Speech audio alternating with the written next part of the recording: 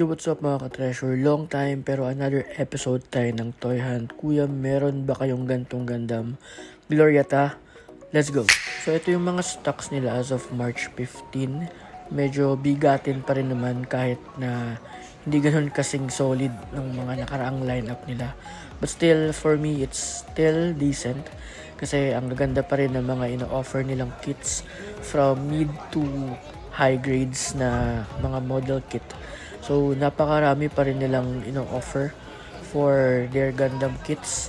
So, makikita nyo dyan mula sa taas, then pababa. Meron pa yun sa likod. So, magkalkal na lang kayo para makita nyo rin. Kasi baka mamaya may hindi lang ako nakita sa likod na nakaipit pa pala na magandang Gundam kit din.